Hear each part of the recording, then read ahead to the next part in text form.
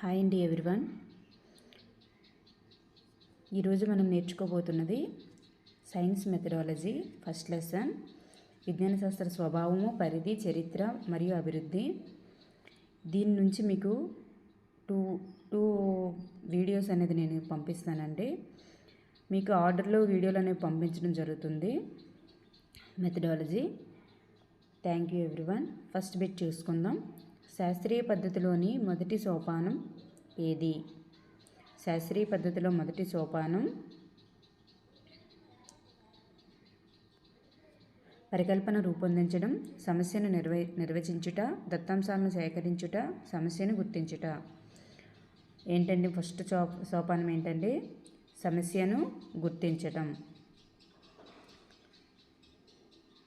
Next bit, సాధారణీకరణం అనగా సిద్ధాంతాలను సూత్రీకరించడం, సమస్యను విశ్లేషించడం, పరస్పర సంబంధంతో పాటు విశాలమైన యోగ్యత కూడా ఉన్న వివరణ పరికల్పనలను ప్రతిపాదించడం.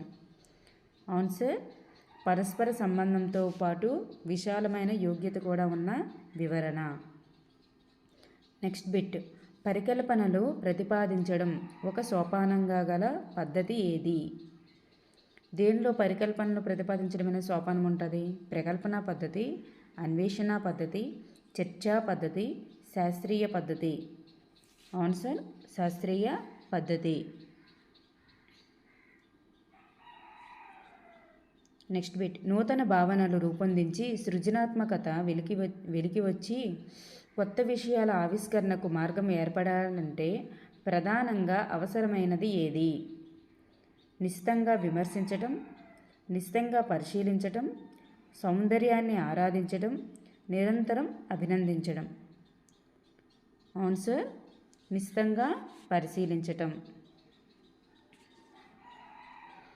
నెక్స్ట్ బిట్, శాస్త్రీయ పద్ధతిలోని దశ కానిది. శాస్త్రీయ పద్ధతిలో దాని యొక్క సోపానాలన్నీ మీరు గుర్తుపెట్టుకోవాలండి. అప్పుడే మీరు ఈ బిట్ అనేది మీరు చేయగలుగుతారు.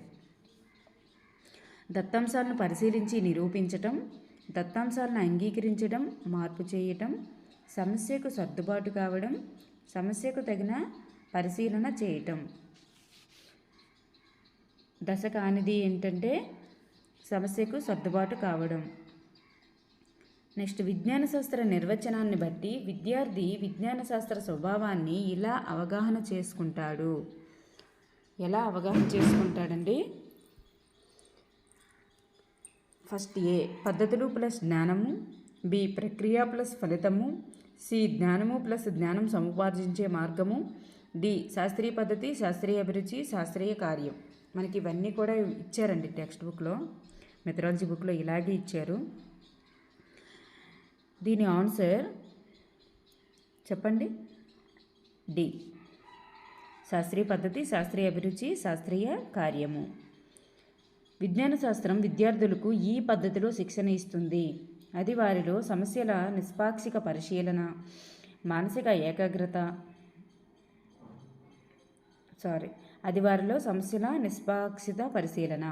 మానసిక ఏకాగ్రత, క్రమబద్ధమైన ఆలోచన సరళి, ఓర్పు, నిశిత పరిశీలన వంటి కొన్ని గుణాలను పెంపొందిస్తుంది. దీనికి కారణమైన పద్ధతి మరియు విలువను గుర్తించండి. మనకి పద్ధతిలో కొన్ని విలువలు ఇచ్చారండి. నైతిక విలువ, క్రమశిక్షణ విలువ, సృజనాత్మక విలువ, ఇలాంటివన్నీ ఇచ్చారు. అది ఏ విలువకి చెందుతుంది చూడండి. ఇక్కడ నిష్పాక్షమైన పరిశీలన అనేది ఉంటుంది. చూడండి, ఏకాగ్రత, క్రమబద్ధమైన ఆలోచన సరళి, ఓర్పు, ఇవన్నీ కూడా ఏ పద్ధతిలో మనకి కనిపిస్తాయి అంటే శాస్త్రీయ పద్ధతి మరియు క్రమశిక్షణ విలువ. ఓర్పు అనగానే క్రమశిక్షణకు సంబంధించిందండి. మనం ప్రకృతి సంపదను, వనరులను సద్వినియోగం చేసుకునుట అనేది శాస్త్రీయ పరంగా ఈ విలువను పెంపొందిస్తున్నామనడానికి ఒక ఉదాహరణ. ఏ విలువని మనం పెంపొందిస్తున్నట్లు? మనం ప్రకృతి సంపదను, వనరులను సద్వినియోగం చేసుకుంటే అనేది. సౌందర్య విలువ, వృత్తి విలువ, బౌద్ధిక విలువ మరియు ఉపయోగిక విలువ. ఆన్సర్ ఉపయోగిక విలువ. నెక్స్ట్ బిట్, విద్యార్థులు తాము చేసే ప్రయోగాలకు కావలసిన పరికరాలను, వస్తు సామగ్రిని తయారు చేసుకోవడాన్ని సూచించే విలువ. క్రమశిక్షణ విలువ, ఉపయోగిక విలువ, సృజనాత్మక విలువ, వృత్తి విలువ. చూడండి, వస్తు పరికరాలను తమంతట తామే చేసుకోవడం, వారు తయారు చేసుకోవడం, ఇదంతా కూడా ఏంటంటే సృజనాత్మక విలువ. శాస్త్రీయ విధానం ద్వారా అలవడేది. శాస్త్రీయ విధానం ద్వారా ఏంటి అలవడుతుందంటే శాస్త్రీయ అభినందన ప్లస్ శాస్త్రీయ పద్ధత, లేకపోతే సెకండ్ ఆప్షన్ శాస్త్రీయ వైఖరి ప్లస్ అన్వేషణ పద్ధతి, శాస్త్రీయ వైఖరి ప్లస్ శాస్త్రీయ పద్ధతి, శాస్త్రీయ జ్ఞానము ప్లస్ శాస్త్రీయ పద్ధతి. ఆన్సర్ శాస్త్రీయ వైఖరి అలవడుతుందండి. శాస్త్రీయ వైఖరి శాస్త్రీయ పద్ధతి అనేది అలవడుతుంది. నెక్స్ట్ బిట్, పరిశీలించిన దృగ్విషయాల వివరణకు మూలాధారమైన ఊహని ఏమంటారు? భావన అంటారా, ప్రాగుక్తీకరణ అంటారా, పరికల్పన అంటారా, సిద్ధాంతం అంటారా? చూడండి, పరిశీలించిన దృగ్విషయాల వివరణకు మూలాధారమైన పరికల్పన అంటేనే ఊహించడం అండి. ఓకేనండి, ఊహ. నెక్స్ట్, విజ్ఞాన శాస్త్ర స్వభావాన్ని అర్థం చేసుకోవడానికి విజ్ఞాన శాస్త్రాన్ని నిర్మాణంలో ఉన్న భవనంతో పోల్చినవాడు ఎవరు? క్రోనేకర్, Poincaré, Shaab and Phoenix, Richardson. Poincaré మనకి నిర్మాణంతో ఉన్న భవనంతో పోల్చి పునాదులను ఏమంటారు, పిల్లర్స్ని ఏమంటారు, ఇవన్నీ కూడా మనకి మనకి ఇచ్చారండి. పిక్చర్ కూడా ఇచ్చారు. సో ఇది మనం చూసుకోవాలి. ఏంటంటే పాయింకరే ఇచ్చారు అలా. నెక్స్ట్, నిపుణుల ఆవిద్య మీద నమ్మకం ఉంచడమే నిపుణుల యొక్క అవిద్య మీద నమ్మకం ఉంచడమే శాస్త్రం అని తెలిపిన వారు ఎవరు? Richardson, curl Pearson, Richard Feynman, Fitz Patrick. ఎవరు చెప్పారంటే రిచర్డ్ ఫైన్మెన్. విజ్ఞాన శాస్త్ర అన్వేషణకు యావత్ భౌతిక విశ్వాసం, దాని పూర్వ చరిత్ర, అందరి జీవ ప్రపంచం ఒక ముడి పదార్థమే అని నిర్వచించిన వారు ఎవరు? ఎవరండి? Richardson, curl Pearson, Fitz Patrick, Richard Feynman. Answer curl Pearson. విజ్ఞాన శాస్త్రానికి చెందిన అంశం, చూడండి, చెందని అని ఉంటుంది. దాన్ని మాత్రం మీరు పర్టికులర్గా 1-2 సార్లు చదవండి. మీ కల్లో మీకు ఒక్కొక్కసారి మోసం చేయొచ్చు. అందువలన ఫోర్త్ వన్ ఆన్సర్ కాకపోతే ఆప్షన్స్ చూద్దాం. ప్రక్రియలు ప్లస్ పద్ధతులు, ప్రయోగాలు ప్లస్ పరిశోధనలు, ప్రక్రియలు, పద్ధతులు, ప్రయోగాలు. ప్రక్రియలు ఉంటాయి, పద్ధతులు ఉంటాయి, ప్రయోగాలు ఉంటాయి, పరిశోధనలు ఉంటాయి. ఇవన్నీ కూడా కలిగి ఉన్నదే విజ్ఞాన శాస్త్రం. నెక్స్ట్, పదార్థ రచనలో మార్పుల గురించి వివరించేటటువంటి శాస్త్రము. పదార్థాలు, పదార్థ రచన. చూడండి, పదార్థాల్లో మార్పులు వచ్చింది అంటే అదేంటండి? భౌతిక శాస్త్రమా, జీవశాస్త్రమా, కర్బన శాస్త్రమా, రసాయన శాస్త్రమే కదా. ఏవైనా వెంటనే మార్పులు వచ్చాయి అంటే అదంతా కెమికల్ రియాక్షన్స్ అంటాం కదా. సో నెక్స్ట్ వన్, విజ్ఞాన శాస్త్ర లక్షణాల గురించి షో ఆల్టర్ చెప్పిన అంశానికి చెందనిది ఏంటి?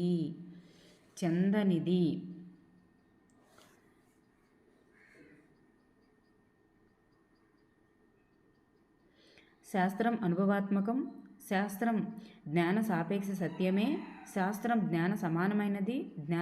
శాస్త్రీయ జ్ఞానం సమానమైనది. శాస్త్రం అనుభవాత్మకం, శాస్త్రీయ జ్ఞానం సాపేక్ష సత్యమే, శాస్త్రీయ జ్ఞానం సమానమైనది, శాస్త్రీయ జ్ఞానం పరిపూర్ణమైనది. ఏమని చెప్పారు ఆయన? శాస్త్రీయ జ్ఞానం సమానమైనది అని చెప్పారు. నెక్స్ట్ బిట్, ఆకాశం మేఘావృతం కావడానికి, వర్షం పడడానికి మధ్య ఎటువంటి సంబంధమూ లేదు అనే దానిని సూచించే పరికల్పన. ప్రాగుప్తి పరికల్పన, శూన్య పరికల్పన, ప్రశ్న పరికల్పన, ప్రకటనాత్మక పరికల్పన. చూడండి, ఆకాశం మేఘావృతం అవడానికి, వర్షం పడడానికి మధ్య ఎటువంటి సంబంధం లేదని చెప్పేస్తున్నారు. అది ఏంటి అంటే, సంబంధం ఉందని చెప్తే అది ప్రాగుప్తి పరికల్పన అయ్యును. సంబంధం లేదని చెప్తున్నారు కాబట్టి అది శూన్య పరికల్పన.